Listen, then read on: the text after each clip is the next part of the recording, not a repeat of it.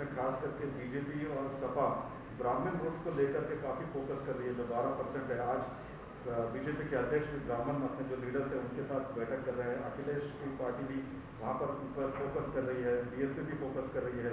तो कितना फ्रैगमेंटेड जो है इलेक्शन कैंपेनिंग आपको लग रहा है? नहीं, फ्रैगमेंटेड नहीं है।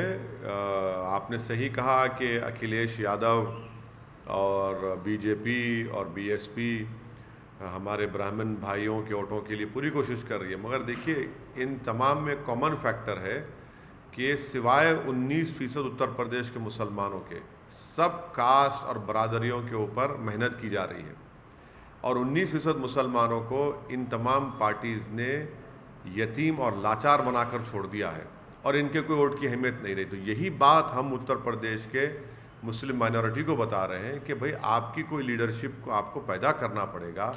आपकी वोट की अहमियत उस वक्त लोगों को मालूम होगी जब आप अपनी लीडरशिप को बनाएंगे। जो ये पॉलिटिकल पार्टीज़ कभी भी इस बात को मानने के लिए तैयार नहीं, ना इस चीज़ की कोशिश करेंगे कि उत्तर प्रदेश के 19% मुसलमानों को उनका हिस्सा मिले और उनकी एक लीडरशिप बने। उनके दरमियान में से एक नहीं बल्कि कई नेता निकले जो मुस्लिम माइनॉरिटी के जस्टिस के लिए काम कर सके।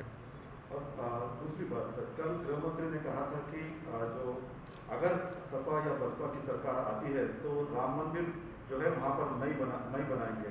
तो क्या राम मंदिर अभी भी इस इलेक्शन में बड़ा मुद्दा रहेगा सर? अब ये तो आप मीडिया के लोगों को तय करना है। जो हमारी हर स्पीच के बाद आप लोग कुछ ना कुछ उसमें निकालते हैं नुक्ता। अब जो देश के होम मिनिस्टर इस तरह की बात कर रहे हैं तो डेवलपमेंट की क्यों नहीं बात करते? वो देश के होम मिनिस्टर हैं तो उनको ये बताना चाहिए कि नमी में गंगा के जो डायरेक्टर जनरल ने अपनी किताब में कहा कि कोविड के दूसरे फेज़ में लाशें बह रही थी गंगा के ऊपर, उस पर बात करें ना, उस पर बात ही नहीं करेंगे। अखिलेश ये हरिद्वार के मुद्दे को लेकर के, हालांकि वहाँ पर FIR हुए हैं सर, लेकिन आप लगातार ट्वीट कर रहे हैं कि अखिलेश यादव क्यों चुप्पी साधे हैं। तो क्या लगता है कि उनका स्ट्रेटेजी क्या है, क्यों वो? देखिए, जितने पॉलिटिकल पार्टीज़ हैं भारत में जो भारत के संविधान पर यकीन करते हैं, जो एनार्की पर नहीं रूल ऑफ लॉ पर भरोसा करते हैं, उन तमाम पॉलिटिकल पार्टीज़ को अपनी खामोशी को तोड़ना पड़ेगा।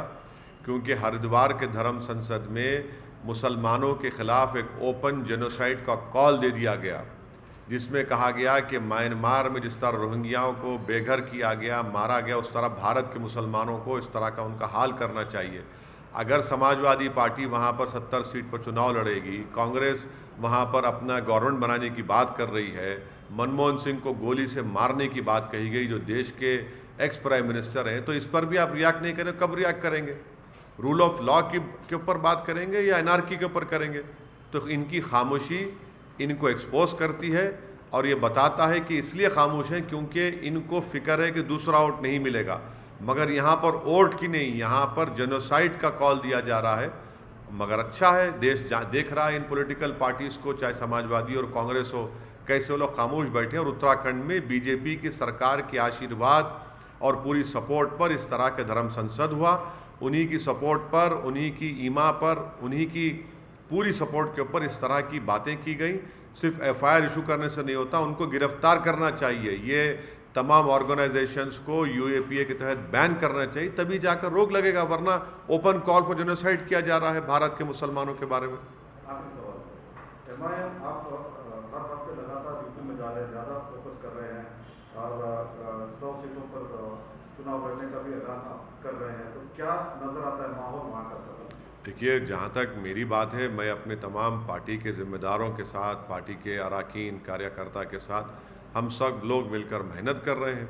हमारे हाथ में मेहनत करना है, जुस्तजू करना है, अच्छे फैसले लेना है। आगे इंशाअल्लाह ताला अल्लाह सुब्हानहू ताला उत्तर प्रदेश की जनता के दिलों में मोहब्बत डालेगा और वो वोट में तब्दील होगा। हम सबसे मुलाकात कर रहे हैं, सबसे बात कर रहे हैं और यही हमारी कोशिश है।